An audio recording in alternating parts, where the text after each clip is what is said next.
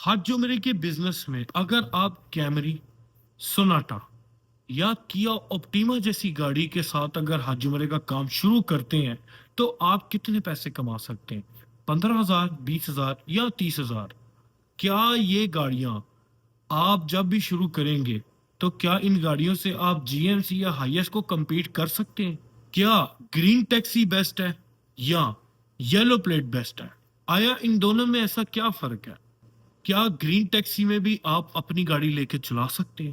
اور اگر چلا سکتے ہیں تو آپ کو اس کا کیا پے کرنا پڑے گا؟ اور اگر آپ گاڑی ڈیلی بیسس پر رینٹ پر لیتے ہیں کمپنی سے تو آپ کو ڈیلی بیس کے کتنے پیسے پے کرنے پڑیں گے؟ مکہ سے جدہ، مکہ سے مدینہ، مکہ کی زیارتیں یا مدینہ سے واپسی، اس دوران آن سیزن، آف سیزن کتنے پرائسز ہوتے ہیں؟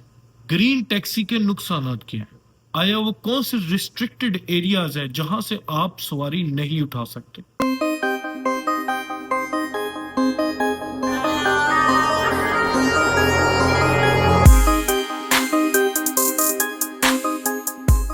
السلام علیکم ورحمۃ اللہ وبرکاتہ، میرا نام ہے عمر حفیظ، اوورسیز لاہوری میں خوش آمدید۔ امید ہے آپ سب بخیر و عافیت ہوں گے۔ آپ سب کو میری طرف سے بہت بہت عید مبارک، اور امید ہے آپ سب خیریت سے ہوں گے اور آپ کے روزے بہت اچھے گزرے ہوں گے اور عید بھی بہت اچھی گزری ہوگی۔ جو انفارمیشن لے کے میں آپ کی خدمت میں حاضر ہوں وہ انفارمیشن بہت سمپل ہے کہ آپ اگر حج عمرے کے کام میں کیمری، سوناٹا یا کیا آپٹیما یا اسی سے ریلیٹڈ کوئی دوسری گاڑی کے ساتھ جو کہ 4 سیٹر سیڈان کے اندر جس کا نام آتا ہے اس گاڑی سے اگر آپ کام شروع کرتے ہیں تو آپ کو کتنے پیسے آ سکتے ہیں؟ آیا اس فیلڈ میں جی ایم سی کے برابر آپ پیسہ کما سکتے ہیں کہ نہیں کما سکتے؟ سب سے پہلے میں آپ کو بتاؤں کہ کیا آپ اس میں اپنی گاڑی ڈال سکتے ہیں، تو اس کا جواب ہے ہاں، آپ اپنی گاڑی ڈال سکتے ہیں۔ گرین ٹیکسی آپ اپنی ڈال سکتے ہیں۔ یہ وہی طریقہ کار ہے کہ آپ کی ایک انڈرسٹینڈنگ ہے آپ کے شرکے کے ساتھ اور آپ کو وہ گاڑی لے کے دے دے گا، آپ اس کی قسطیں پے کریں گے اور شرکہ جو ہے نا اس کا جو آپ سے چارج کرے گا وہ 900 سے 1200 ریال تک ہے۔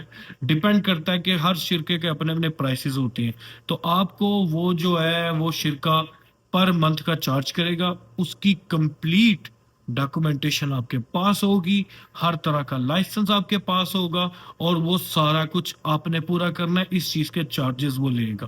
اس صورت کے اندر ٹرانسفر آپ کے ذمہ ہوگا، اپنا پروفیشن چینج کرانا، ڈرائیونگ لائسنس اجرا عامہ کا کرنا، یہ سارا آپ کے ذمہ ہوگا، پلس اپنا اقامہ تجدید رکھنا بھی آپ کے ذمہ ہوگا، یعنی گاڑی کی مینٹیننس سے لے کے تمام اخراجات آپ کے ذمہ ہوں گے۔ اس کے بعد اگر آپ رینٹ پر گاڑی لیتے ہیں یعنی آپ شرکے سے گاڑی لے لیتے ہیں تو آپ کو پر منتھ کے کیا چارج کرنا پڑے گا؟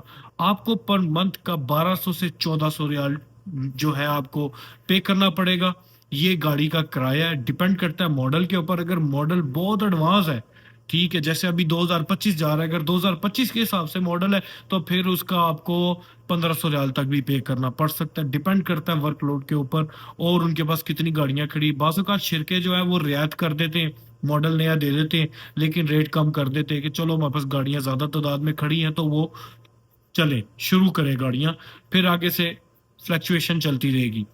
تو 1200 سے 1400 کا آپ نے ٹارگٹ رکھنا ہے، اور اگر آپ کو 1200 سے 1400 آپ کو پر منتھ کا پڑ رہا ہے، اس کے بعد پٹرول آپ کے ذمہ ہے اور تجدید آپ کے ذمہ ہوتی ہے۔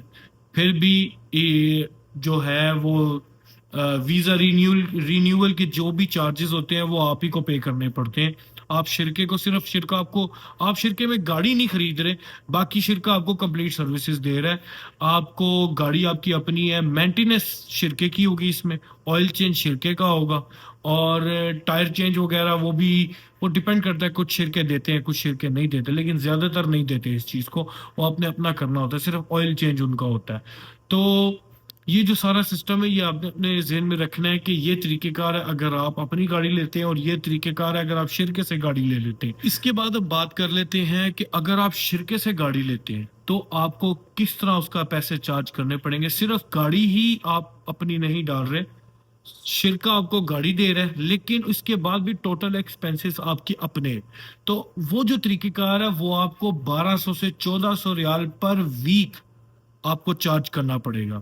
اس کے اندر ڈیپینڈ کرتا ہے ماڈل کے اوپر، بعض اوقات یہ 1500 بھی چلی جاتی ہے بات، اور 1500 سے نیچے بھی آ جاتی ہے، یا 1200 پہ بھی رہ جاتی ہے۔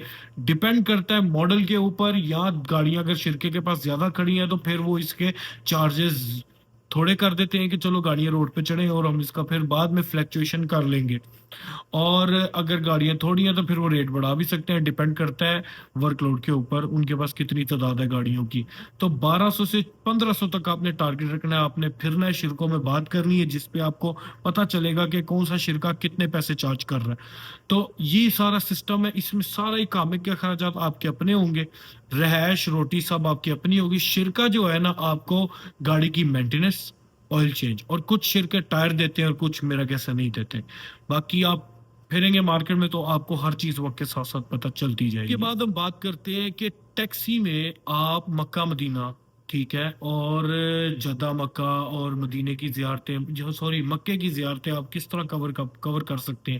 تو میں آپ کو بتا دیتا ہوں کہ اس کے اندر آپ اپروکسیمیٹلی، اگر آپ جدہ سے مکہ لے کے گئے سواری، ٹھیک ہے، اس کے اندر آپ ایئرپورٹ نہیں لگائیں، ٹھیک ہے، جدہ سے مکہ آپ لے کے گئے ہیں تو آپ کو اس کا 150 ریال پڑے گا۔ مکہ سے جدہ ایئرپورٹ 150 ریال، مکہ کی زیارتیں وہ 200 ریال اس کے چارجز ہیں، 200 سے 250 ریال، یا 200 ریال سے کم بھی ہو سکتے، ڈیپینڈ کرتا ہے ورک لوڈ کے اوپر۔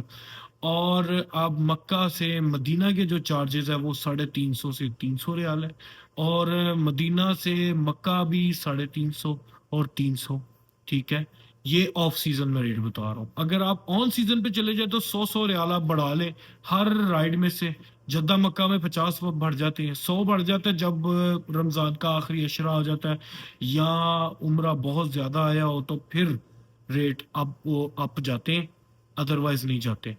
تو جدہ سے مکہ جو ہو جاتا ہے وہ 200 چلا جاتا ہے، پھر 250 پر بھی چلا جاتا ہے، لیکن 250 سے اوپر نہیں جاتا۔ تو مکہ سے مدینہ کی طرف وہ ہے 450 چلا جاتا ہے، 400 چلا جاتا ہے، ڈیپینڈ کرتا ہے لوڈ کے اوپر۔ بعض اوقات 500 جاتا ہے، لیکن یہ بہت شاذ و نادر بات ہے، اس طرح ممکن نہیں، ابھی تک میں نے یہ چیز ایکسپیرینس نہیں کی ہر جمعے میں۔ تو اب آپ یہ حساب لگا لیں کہ آپ اس میں کتنا کو کما سکتے ہیں۔ آپ ڈیلی کے مکہ کے اندر ہی بہت کام ہے، جب آپ کے پاس ٹیکسی ہے تو آپ ماشاءاللہ حرم کے ارد گرد ہی بہت سواری ہوتی ہے، آپ کو باہر آؤٹ آف دا ٹاؤن جانے کی اتنی ٹینشن ہوتی ہی نہیں ہے۔ تو اب اگر میں آپ کو یہ بتاؤں کہ جی ایم سی کے بدلے میں اگر آپ اس کو کمپیئر کریں تو G M C high S سے آف کورس یہ پیچھے رہے گی، یہ جی ایم سی اور ہائی ایس کو کمپیٹ نہیں کرتی، یہ لوکل میں آ جاتی ہے۔ لوکل وہاں پر سواری، اگر سواری بہت ہے تو وہاں پہ گاڑیاں بھی بہت ہے، بہت سے ایسے سعودی، ہمارے پاکستانی، بنگالی، انڈین ایسے لوگ ہیں جو کہ پرائیویٹ گاڑیوں کے اوپر وہاں پر کام کر رہے ہیں، جو کہ انلیگل ہے، اور سعودی لاء کے مطابق یہ کمپلیٹلی پروہیبٹڈ ہے، الاؤ نہیں ہے، اس پہ سختی ہے، اور اس پہ چلان بھی ہوتے ہیں۔ تو آپ نے ڈیپینڈ کرتا ہے کہ آپ نے وہاں سے شہر کے اندر اگر آپ کام کر رہے ہیں، مکہ مدینہ چل رہے ہیں، تو آپ جی ایم سی کو کمپیٹ نہیں کر سکتے۔ اس کے بعد میں آپ کو بتاتا چلوں کہ کون سے ایسے ایریاز ہیں جہاں پر ٹیکسی ریسٹرکٹڈ ہے، ٹیکسی کو اجازت نہیں ہے وہاں جانے کی، ایسے ریسٹرکٹڈ ایریاز جہاں پہ ٹیکسی کو بالکل الاؤ نہیں ہے انٹری کی۔ کون سے علاقے ہیں جہاں سے ٹیکسی اپنی بکنگ نہیں اٹھا سکتی؟ تو سب سے پہلا ہے ایئرپورٹ، بھلے وہ مکہ جدہ کا ہو، بھلے مدینہ شریف کا ہو، ایئرپورٹ پہ ٹیکسی نہیں اٹھا سکتی سواری، ٹھیک ہے۔ دوسری جگہ آ جاتی ہے یونیورسٹی، یونیورسٹی کے اندر ٹیکسی کو اجازت نہیں ہے سواری اٹھانے کی۔ اس کے بعد آ جاتا ہے ٹرین اسٹیشنز ہو گئے، کمپاؤنڈز ہو گئے، ایسے علاقوں سے ٹیکسی کو بکنگ اٹھانے کی اجازت نہیں ہے، ٹھیک ہے۔ تو یہ وہ علاقے ہیں جہاں پر ٹیکسی نہیں جا سکتی۔ اب آپ نے یہاں سے حساب خود ہی لگانے کہ آپ کس طرح اس کام کو ہینڈل کر سکتے ہیں، اور آپ کو کس چیز میں زیادہ بور حاصل ہوتا ہے۔ ہر کام کا ایک راز ہوتا ہے، جب راز اٹھ جائے تو وہ ایک ہنر بن جاتا ہے۔ تو امید ہے آپ کو میری ویڈیو اچھی لگی ہوگی، میری ویڈیو کو لائک اینڈ سبسکرائب کریں، بیل نوٹیفیکیشن کو ضرور کلک کریں۔ ملتے ہیں آپ سے اگلی ویڈیو میں، تب تک کے لیے اللہ حافظ۔ پاکستان زندہ باد۔